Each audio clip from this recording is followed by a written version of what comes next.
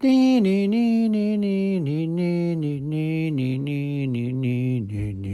everybody, it's me, Dixie Longate, your tough word lady. You know, people are so sweet. They say to me all the time, Dixie, you're so funny. How come you're not on TV or in one of them movies? I'm like, oh, that's so sweet. I'd love to be, but that is not my decision to make. Do you know whose decision it is? The same people that figured that we needed to see a 110-minute movie about dancing cats, which I saw.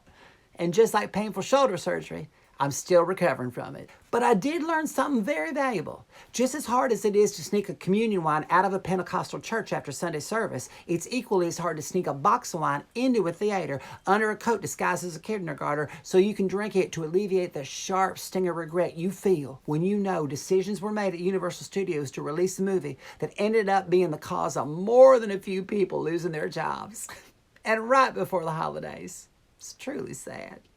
Now, I was with some friends in Portland, Oregon, seeing the movie right after Christmas, and I was always under the impression that Portland was a really progressive town. Just apparently not progressive enough to let you bring in a 3-liter box of wine to help you numb the pain of almost 2 hours spent in the dark watching CGI cats with very familiar faces systematically undermine years of work that went into building their careers, while challenging their publicists to undo everything that I just saw. And while almost 2 hours in the dark in pain sounds like you're getting a regrettable lower back tattoo, in that case, it's shorter, it's way less painful, and they let you bring in your own wine. Cats was marketed as the most joyful family event of the holiday season. Joyful is the word their marketing department used. Out of all the words they could have chose from, tons of words, all the words, they settled on joyful, not scarring or emotionally damaging. Joyful. Okay.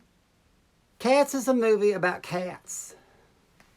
It's a series of songs where they sing about cats and then introduce other cats who sing about cats. And each song is literally just a laundry list of personality flaws that really makes you realize that cats are assholes and you would never ever want to adopt one from a shelter. I mean, it starts out with this woman throwing a bag in an alley that contains maybe the only nice cat in the entire movie. So after meeting everybody else, you think, why the hell did she throw away that cat? I mean, considering all the other ones in the movie are douche nozzles, that one would have been the one to keep. Well, we never really meet this woman, so we don't know her story. Would that further the plot if we did?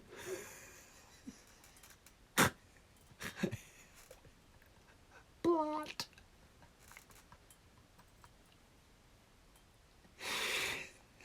No.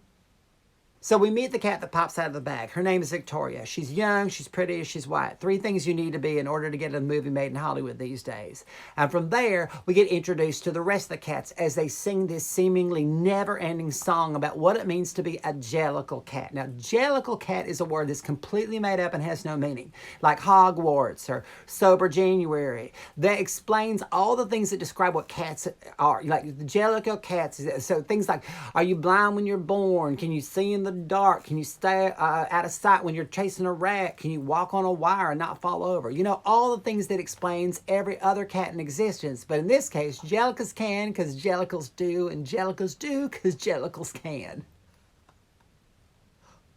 What? The cats start to introduce themselves, and they all have these really elaborate names that are only known in the cat world, which makes them seem, somewhat provocative and mystical. And they ask the white cat what her name is. She says, I'm Victoria. Then Bungo, Jungo, and Mouseketeer Bar and Sarcophagus are all like, look at her and say, no, girl, no, you got to find your cat name. So let's dance for a month of Sundays and tell you all about it. From here, it's like watching a really long episode of Jerry Springer as you sit there with your jaw on the ground. You feel better about your life choices, including any of those times you had to use your one phone call to explain to a parent why you've been brought up on charges and been taken out of a public picnic area in handcuffs in front of a preschool field trip on a weekday. Whatever, I already apologize for it. There's a lot of familiar faces in this movie. There's like Rebel Wilson, who's a fat cat with lots of jokes about her weight. Then there's James Corden, who is a fat cat with a lot of jokes about his weight, but he wears spats. That's how you can tell them apart. There's the fact that Rebel Wilson's character, her name's Jenny Annie Dot, she sits and sits and sits and sits and sits. That is an actual lyric. That defines who she is until her owners go to sleep. And then she wakes up and she takes upon herself to train mice to sing and an army of cockroaches to dance like the Rockettes. These little tiny dancing cockroaches in tap shoes with human faces. Remember when the clown from It used to be the scariest thing you've ever seen. The good old days. Little rocket human-faced cockroaches in tiny little tap shoes. Somebody at Universal said, totally good idea. Then when they are all tap dancing in unison, demonstrating the years of work that has gone through getting them really, really to hone their skills and talents, she scoops up a handful of them and sticks them in her mouth and eats them. After all that. That'd be like Abby Lee Miller from Dance Moms, spending years of time training Madison Ziegler, putting her through exhaustive ballet classes and jazz classes and spending tons of money and taking her to all them competitions. And then one afternoon, in the middle of a dance number, for no reason at all, she bites her head off. I mean, she would totally do that, but still, no. Family holiday movie. Jason Derulo sings like an Elvis cat and he makes all the girls swoon and purr. Skimbleshanks tap dances on a railroad track with all the remaining cockroaches that Rebel Wilson didn't eat. Mungo Jerry and Rumpleteazer just break crap and steal things. And then a bunch of other cats dance and tell you why you shouldn't like them either. And they say, well, we all just started dancing because we want to go to the Jellicle Ball so we can be dancing some more. Because by this point, there's been barely any dancing in the movie. But one cat will be chosen at the Jellicle Ball to die and then get reborn as something else. You know, at the ball, which is basically one giant sex orgy spurned on by Taylor Swift, who sprinkles catnip all over them. Family holiday movie. She sprinkles catnip all over everybody, which is basically like saying do drugs, get laid. I mean, that's what's happening. It's one big giant sex orgy. There is rubbing and licking and purring and grinding. I mean, I'm gonna go out on a limb. It's kitty porn. I saw the actual stage show of cats, and I do not remember any time that the cats were like, how you doing? But this is literally one big hot and bothered group of pussies. And some of them are drinking milk, and some of them are licking up cream. And at one point, James Corden is laying down under an open bottle of champagne that's all, like through the magical word of digital effects, it pours directly into his mouth without splashing on any side, getting all over his face, which looks really odd. But I assume the studio made that decision so that it wouldn't end up looking like some big heated cat orgy where everything turns into full bukkake party. And that sentence right there is why this video on YouTube has to be marked as not kid-friendly. Subscribe. McCavity, who's this real bad guy cat, who's played by oddities. He wants to go to the ball and become the chosen cat that goes up to heaven or whatever. He makes all his competition disappear in order to better his chances. But wait, it's not that easy because we're about to meet the decision maker, old Deuteronomy. Now that's played by Dame Judi Dench. Remember, she won an Oscar. She looks like the Cowardly Lion from The Wizard of Oz, but just older and slower. And in the actual musical, the role of old Deuteronomy was played by a man. And when I saw the movie, one of the other 6 people in the theater said real loudly when Judi Dench came on, said, that's supposed to be a guy. Why is a woman playing old Deuteronomy? That's your question? Then Judi Dench says to Victoria, the white cat, would you like to see me make the Jellicle choice? You can do that on your own, I think. I don't need to watch you do that. If someone asked you if you'd like to watch them make the Jellicle choice, I'm pretty sure you would just at least look away, if not break into a full sprint and hightail it in the other direction. That's just wrong. Ian McKellen, he comes out, well, he comes out and tells the tale of being an old theater cat, while Judi Dench watches longingly from a hamper, just where she is laid out. Judi Dench is in a hamper. In the words of Sophie B. Hawkins from her very popular 1982 hit, damn, I wish I was your lover. But we're not going to focus on that second part. We're just going to stick with the damn. Judi Dench, she met the queen. Hell, she played the queen. And now Judi Dench is in a hamper. Hashtag Judi Dench in a hamper. She watches Ian McKellen wax nostalgic about his days in the theater, playing his favorite roles and everything. And then Judi Dench, from her hamper, looks at him while biting her lip, giving this little sexually alluring purr. She lifts her leg above her head. Do you know what happens when a cat lifts its leg above its head? I think we all just saw her Jellicle choice. Then Jennifer Hudson, who plays the glamour cat. Another Oscar winner, by the way. She plays the glamour cat who's not so glamorous anymore because, you know, whatever. So she sings songs about being really glamorous back in the day, but now she's shunned and hissed at by all the other cats, and then she cries and she sings, and she cries and she sings, and she cries. She cries a lot when she sings. She cries the whole time. The whole time when she's singing, she's crying. She won't stop crying when she's singing.